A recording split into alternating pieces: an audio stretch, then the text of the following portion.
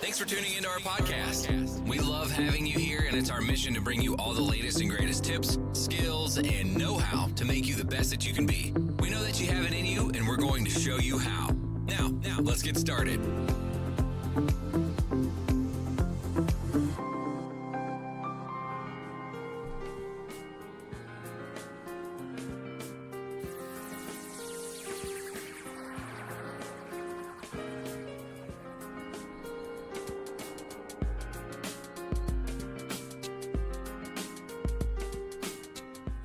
Well, hi again, everybody, and welcome back to Anti-Bullying 101.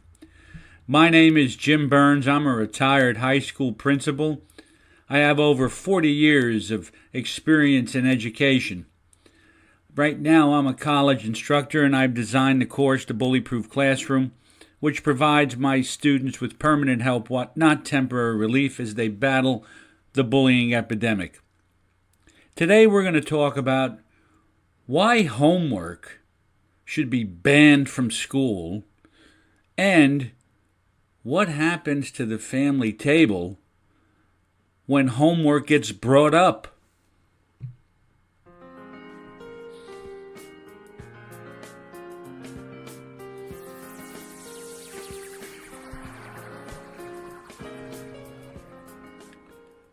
You know, as a teacher, administrator, and a parent, I was never a big fan of homework. I know that teachers assign it, kids are expected to do it. But for what reason? If a student doesn't understand a concept in school, what makes anyone think they'll understand it at home? Not to mention that most times parents don't understand the homework, even if it's as basic as third grade work. Problems always seem to arise once the question gets asked, "Did you do your homework?" That usually gets asked at the dinner table, or at least it used to. This is where the hometown climate goes south and discussions break out that are less savory than the meal. Those so-called family discussions can turn into family battles, with the fuse being lit by the topic of homework. Homework, the bane of most parents' existence. No kid is learning anything by doing homework. Sometimes the homework is unrelated to the content being taught that day. And I question if the stuff is even given a cursory look by the teacher, who usually acknowledges it with its receipt with a check or check plus or a check minus.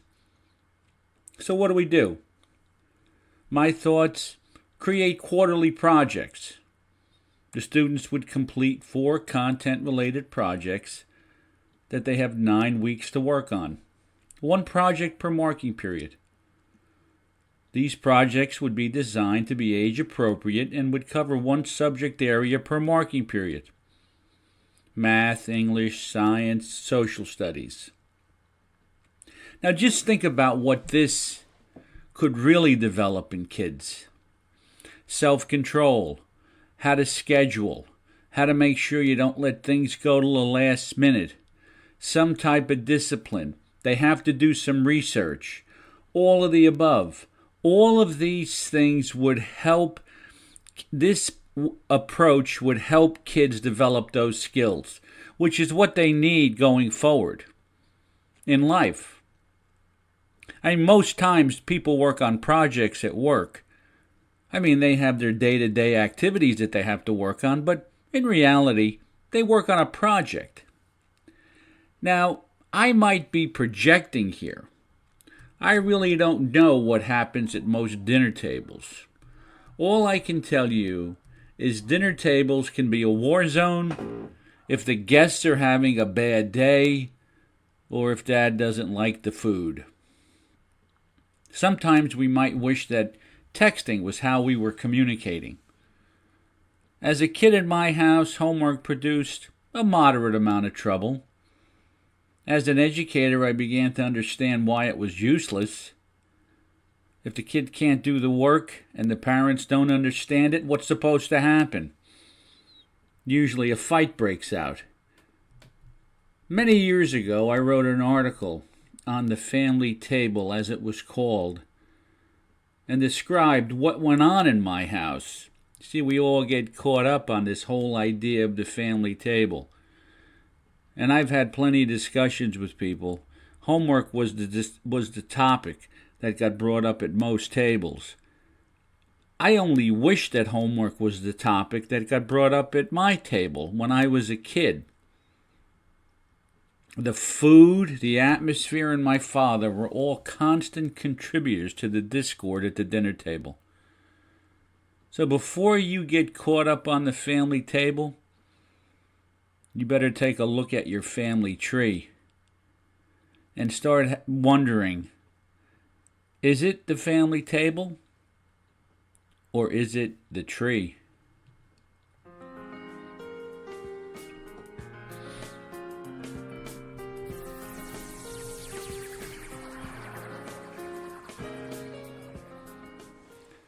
It never ceases to amaze me how we can believe that an actor or an actress on a commercial is really the character he or she portray on a sitcom. Watching TV many years ago, Roseanne Barr was doing a commercial talking about the importance of having dinner at the, quote, family table. So the commercial flashed back to her and John Goodman on a Roseanne episode, sitting at the table, engaged in an argument, which was supposed to be funny to the viewer. The point of the commercial was that it doesn't matter what goes on at the family table as long as you have one. As a kid, we had a family table. It was a war zone. I'm sure that many people can relate to my family table, and I'm sick of calling it that too. What is this term anyway? Family table. In my house, the family table was more like the family zoo.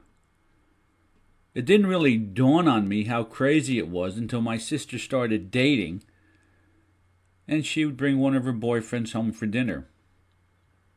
The poor guy would sit there and watch my father cool a baked potato. You know, the way everyone does it. Take the potato out of the skin with a fork and hold it about 2 feet in the air for about 15 seconds and stare at the steam. Then wave it up and down like a magic wand 4 or 5 times until you think it's cool. Well, we all knew it was still hot. He'd start to eat it, and then he would leave his mouth half open while he sucked air in to try and cool it off. You see, my father was a short-order cook when he was younger, and he was also a mess sergeant in the Army. I guess he thought that made him some sort of chef. He always complained about my mother's cooking. She wasn't very open to his comments either, which led to the battle lines being drawn between the two of them. My dad also watched his diet. His dinners consisted of a small piece of protein, a vegetable, and a potato, and a slice of bread. My mother consistently made those meals for him every night for dinner, but she always fed my 2 sisters and I the good stuff. You know, all the starch and no protein. You know, and that got to him because he would always say, you know, why are you feeding them that food? I tell you, he was purely disgusted by the meals we ate. My father didn't want me to get fat, but I did. I never knew when he was going to make another negative comment about my diet. One night I ate about 1 pound of macaroni and meat sauce and a half a loaf of bread for dinner while he had his standard sparse dinner.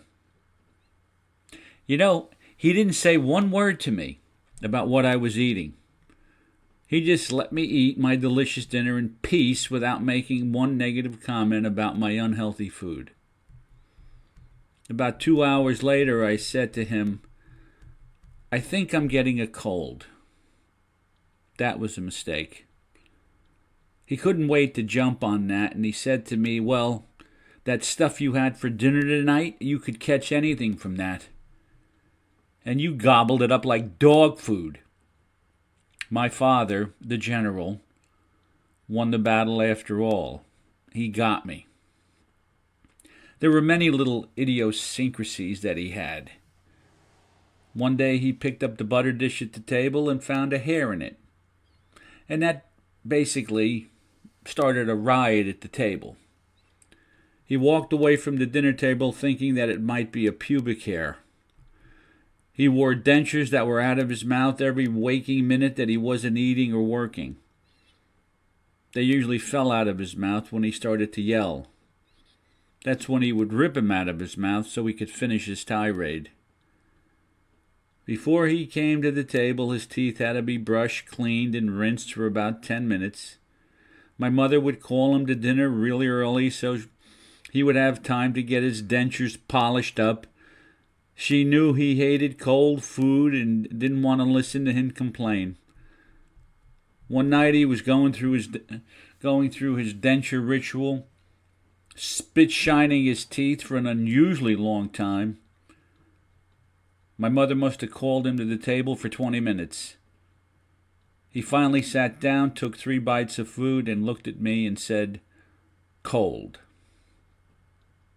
My mother went nuts because she had done everything humanly possible to get him to the table while the food was still hot. He proceeded to laugh at her, which predictably ended in another battle. This time the general had a landmine perfectly placed and she stepped on it. Diet was always on my father's mind. One evening my sister was leaving for a friend's house at dinner hour. My father said to her, "Aren't you going to eat dinner with us?" She said, "No, I'm eating at Carol's." He said, "Oh, well, have a good time." After she left, he looked at me and he said, "She'll eat greasy food over there and have fat legs like Carol." Lucky for her, she got out before the general decided to open fire. My oldest sister left home, moved to New York when she was 31.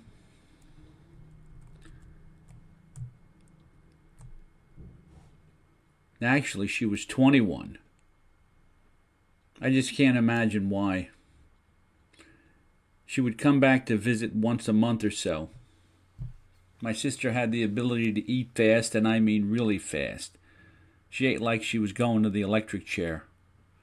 My father, on the other hand, was the slowest eater on the planet. She would finish eating, and he would just be getting started. When she was done eating, she got up, started to clear the table and do the dishes. In a small kitchen, the smell of Lux liquid started to become really noticeable. Not to mention my sister's soapy hands clearing the table, leaving soap suds behind, and, right on, you guessed it, my father's food. This meant war. My sister didn't have a chance to surrender and throw up the white flag. She was blown right out of the house and back to Brooklyn Heights. The family table is a popular new term that's supposed to mean that dinner time is where families should be talking and building strong relationships. It's a good idea. But in my case, because of my father's personality and food-related phobias, our family table was not the place that this could happen. Try and remember, you don't need the family table to talk to your kids. You could talk to your kids in the family car. I love spending time with my own kids.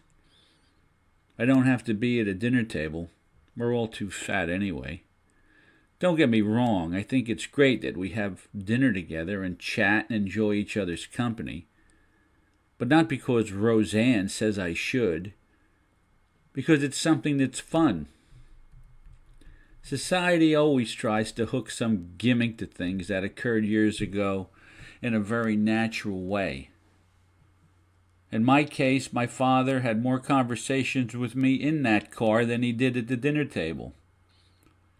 We always went on long car rides, and having conversations was a very natural thing to do. I have more conversations with my kids in the car, and while we're working on projects, than I do at the dinner table. Try talking to your kids without food in your mouth. they might hear what you're saying a little better. Difficulties break out at the family table. You don't need to be at the family table to build a relationship with your kids. And certainly, kids don't need to do homework because it just creates difficulty and problems at the family table. This is where the war zone is for many parents. My feeling? Hey, work on a project together with your kids. You might enjoy it. You might have some fun. They may have some fun. You might find out just how talented your kids actually are. But certainly, we need to rethink whether or not kids are doing homework and what it does to the atmosphere of the house. My name is Jim Burns. You have been listening to Anti-Bullying 101. I thank you for being here with me. If you get time, please go to the website, bullyproofclassroom.com. Take a look. You're going to love the resources that are there. Listen to the rest of these podcasts and share them with other people. If you know someone that needs encouragement, when you go to the website, there's audiograms that are there. You can send an audiogram to encourage someone. Please take advantage of the resources. You'll be glad you did. My name's Jim Burns. You've been listening to Anti-Bullying 101.